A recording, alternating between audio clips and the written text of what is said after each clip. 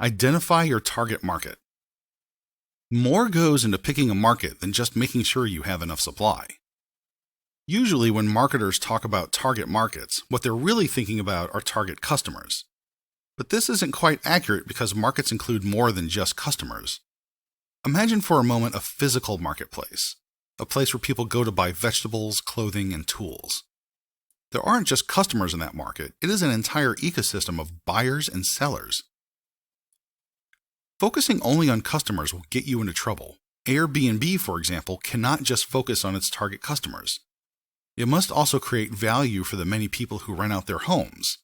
That is, it must also focus on the sellers in the marketplace. Otherwise, the entire two-sided market would fall apart and their marketing strategy would be unsustainable. A given target market actually consists of 5 components known as the 5 C's. 1. Customers. Who are you selling to? What problem do they have? 2. Company. In other words, your company. How do you solve your customers' problems? Where can you solve it better than the status quo or current solutions? Where can you solve it better than the status quo or current solutions? 3. Collaborators, such as partners and influencers. Are you relying on partners, resellers, or platforms to help you get your product into the hands of your target customer? 4. Context, such as changing environment and regulations. Is there a compelling event that's driving a purchase now, or are there regulations you need to work around? 5. Competitors. Who else is in the market? Where do you win and where do they lose? How do people solve the problem right now? A note on competitors. When we talk about competitors, we usually think about other providers of our product. For instance, if you're making a movie for Netflix, you might think of your competitors as all the other movies on Netflix. In reality, though, your competitors are every single other way that your target audience can spend their leisure time. This might be playing video games, going to a movie, watching videos on YouTube, reading a book. It's endless. Another example is B2B software. While you might have competitors who people look at if they're considering your solution, your competitors are also how else they might solve the problem, which includes using software like Excel, getting consultants to do it, or just not solving it at all. When you're thinking of competitors, you need to consider a much larger picture than just your category. As you can see, choosing a target market is more involved than simply finding the ideal buyer. It requires studying the overall market and determining whether that is a space where you want to participate. The customers in a particular market may be ideal, but if there are too many competitors active in the space, then it may not be viable. Alternatively, a particular market may seem unattractive because it has a lot of competitors, but if you happen to have collaborators with a lot of clout in that market, then it could be strategically viable. As you design your go-to-market strategy, it's important to consider all of the 5 C's, even if only in passing. Segmentation. As you build your go-to-market strategy, one of the first questions should be, who's going to buy this? And that's a more complicated question than you might think. There are dozens of different ways to define your target audience. Which strategy you choose will depend on your specific circumstances, but here are some tactics you can use to define your ideal client profile, or ICP. Firmographically. In business-to-business marketing, it is common to divide customers based on their industry, because in this case your customer is actually an entire business. Behaviorally. That is, you divide customers based on certain behaviors, such as how much money they spend or how much time they spend using your product. It is very important to focus on your most profitable segments. Motivationally. Overall, we would say that the best approach to segmentation is motivational. That is, you separate your customers based on their motivations for using your product. Demographically. Segmenting based on demographic information like gender and age. These approaches to segmentation are not mutually exclusive. You can actually combine them or use different ones for different purposes, one for strategy and another for media buying, for example. Most marketers rely on their intuition and arbitrary choices to segment the market. Often they don't realize they're doing this because they use quantitative data, which makes them feel as though they're being objective. Wrong! Quantitative data does not make your segmentation objective. Usually, marketers segment based on industry, gender, usage behavior, or some combination of variables. The problem is they've predetermined which variables are important. How do you actually know that you should be slicing and dicing the market by industry or by gender? Why not by age, or by income, or by time spent using the product, or by time of day using the product? How do you know which variables are most important to divide the market? In marketing today, we're drowning in data. Because of this, you cannot look at the numbers and get an intuitive sense of what's happening. It's impossible. Humans are just too simple to see patterns in massive quantities of data. There is just too much complexity. That's where cluster analysis enters the picture. Cluster analysis.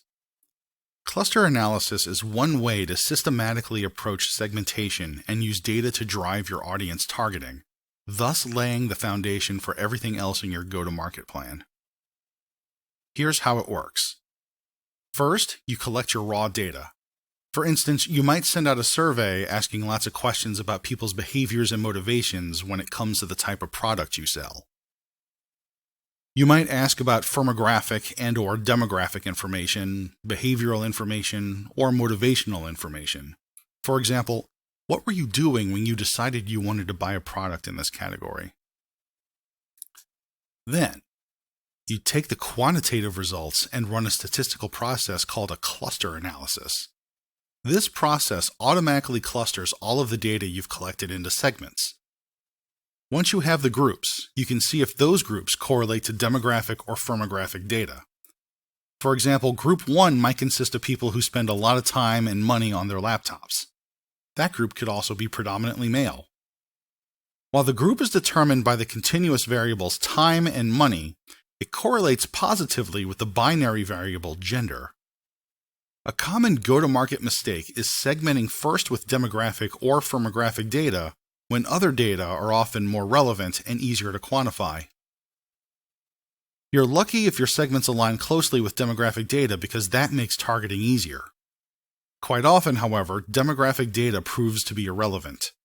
Usually, customers segment based on needs that cross demographic and firmographic boundaries. At the end of this process, you'll have a statistically relevant map of insights. For example, say you're a software company who makes a data aggregation tool that syncs the sales and marketing tech stack and pulls out relevant data insights. Once you complete your cluster analysis, you might find that mid-market companies, firmographic, start to look for a product in your category when they're trying to push for Series B round of funding and need to pass stringent due diligence, motivational. Used this way, cluster analysis can be a powerful way to segment and to choose your target customers. Right, I am looking at a picture of a chart. The top of the title says Dendrogram for CLWAR cluster analysis. On the y-axis, there's numbers going from 0 to 5,000, 10,000, 15,000, and 20,000, and it is labeled L2 squared dissimilarity measure. On the x-axis is various abbreviations. The chart itself looks like a bunch of squares that are leading to each other, and the reference is labeled Phil Ender. This is a dendrogram, a visualization of what cluster analysis looks like. You can see here that there are basically 3 different clusters of customers. Cluster analysis accounts for many different variables, so it's not easy to make simple statements such as cluster 1 is rich people and cluster 2 is poor people. You need to look closer at the data to see how the clusters differ from one another on each variable. The specifics of how to do a cluster analysis will vary depending on which program you are using, such as SPSS or Stata. This work is absolutely critical to going to market. If you can understand the best people to buy your product, then you're going to be much more successful as you grow and spend your way into the market. How to do cluster analysis. Cluster analysis doesn't have to be some intimidating process that requires business intelligence tools and a master's degree in statistics. Here's how you can cluster your data using Excel in your CRM or system of record. Let's say you have data for 1,000 customers. This includes hard data from your accounting system or Salesforce or wherever that tells you how much revenue these customers generate for the company. Product usage data versus Pendo or a similar tool. Purchase history for each individual customer. And marketing data, like participation in various campaigns or referrals you've received from them. There are countless behavioral metrics you could be collecting. All this data exists in your database, but you might also have tons of data from surveys that tell you things like what motivates them to buy in your category, or what keeps them up at night. How do you make sense of it all? First, pull all the data out of your various systems and plonk it into a spreadsheet. Assign the first column in your spreadsheet to your customers. Every column thereafter should represent the variables you've collected for each customer. For example, your second column might be revenue, and your third column might be time spent using your product per month. Now you might start to see a problem here. Each variable is on a different scale. For instance, how are you supposed to compare revenue to time? If your revenue is measured in millions of dollars and your time is measured in dozens of hours, then the analysis is going to give undue weight towards the millions of dollars. That's why you need to standardize the data. One way to do this is to convert each data point into a z-score. By converting each data point into a z-score, you can fairly compare the numbers. The way you get a z-score is by taking your number, subtracting the average, and then dividing by the standard deviation. You can learn more about this on Khan Academy. So let's take the revenue column. You need to calculate the average revenue for all your customers, followed by the standard deviation. By doing so, you can then replace every dollar figure with the z-score. Next, do the same thing for the time column. Convert every time data point into a z-score. Another problem you're going to run into is that some of your variables are going to be binary, such as sex, or non-continuous, such as state or country. One way to handle these variables is to simply omit them from the cluster analysis. Once you've produced the clusters, you can then determine if those clusters correlate with anything like sex or country. Once you have a spreadsheet with your customer data standardized, you can run cluster analysis using Stata, SPSS, R, Excel, or some other statistical program. These programs will give you the option of producing a visual graphic called a dendrogram. Here you can see how your customer data tends to group into clusters. The output of your cluster analysis might yield something like this. Suppose it generates 4 clusters. Cluster 1 tends to be high in revenue but low on time. Cluster 2 might be low in revenue and low on time. Cluster 3 might be high in revenue and high on time. And Cluster 4 might be low in revenue and high on time. You can then run a correlation test between each cluster and the variables we couldn't test earlier, such as sex or country. You might find that Cluster 1 tends to be skewed towards male. So let's take Cluster 1 as an example. This group is high in revenue generated, low on time spent using your product, and tends to be male. This could be the statistical foundation for a persona.